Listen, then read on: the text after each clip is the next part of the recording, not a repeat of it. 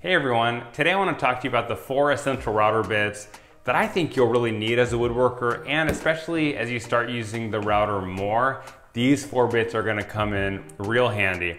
Plus I'll give you a 5th router bit that has really improved my woodworking as I've started to build different things. First, let's take a minute to talk about the router. I got this Bosch Colt trim router and it's corded because it was cheaper, and I found that the cord has not gotten in the way and it's a great option. If you want to put any sort of edge profile on your projects like a tabletop or a stool, or carve out material, or use a template where you're running a router bit along the template to get the perfect shape of your project, a router is going to be an essential tool that you will use all the time. Now this router takes 1/4-inch bits. Router bits either come with a 1/4-inch shank, the part that goes into the router, or a 1/2-inch shank. Now routers that take 1/4-inch shanks aren't quite as powerful as the ones that take 1/2-inch bits, but for edge profiles and what I use it for, it works perfectly. Okay, let's get into the router bits. So you could just buy each router bit individually as you need them as projects come about, and then you can use this video as a resource on the exact router bit to buy, because I'll be giving you the exact router bits that I use.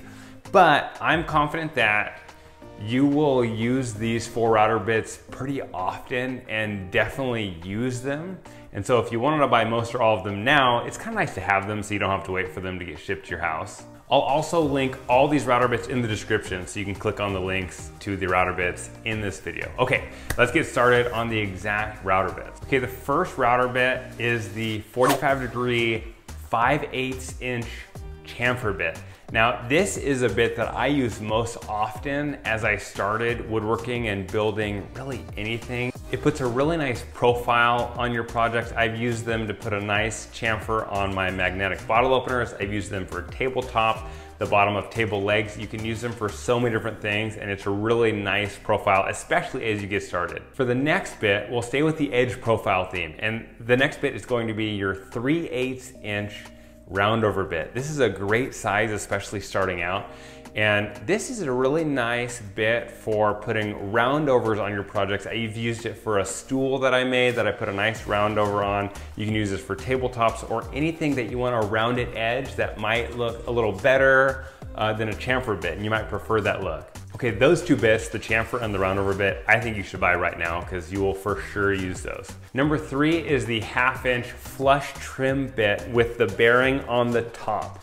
I use this one a lot when I'm using templates, and you run the bearing along the template or on the edge that you want your project to mimic, and then you'll create a perfect edge that's the exact same as the template or whatever edge you're running it against. So the 1/2-inch flush trim bit is a really good one. Number 4 is the 1/2-inch straight cut bit. You'll use this bit if you want to make a mortise or a hole in any project that you have. I use this for making the square hole in the back of a clock that I made, and so that the clock mechanism could fit in that clock. You can use this bit also if you want to carve out just a lot of material. Maybe you're making a tray or a coaster where you need to carve out a lot of material.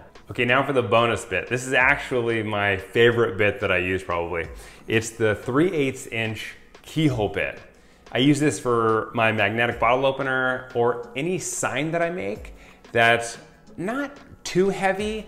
I put the keyhole in the back, and it's so you can hang items on the wall. I've used it for my California sign, my magnetic bottle opener, but you can use it for really anything that you want to hang on the wall. It's perfect. You don't have to mess with any hardware. You just put this keyhole bit in your router and you carve out an awesome keyhole where you can hang things on the wall. It's really beneficial. I wouldn't call it an essential bit, but it's really useful if you're gonna make anything that you hang on the wall. Thanks so much for watching, really appreciate it. If you could like and subscribe, that'd be awesome. Thank you very much, and I will see you next time.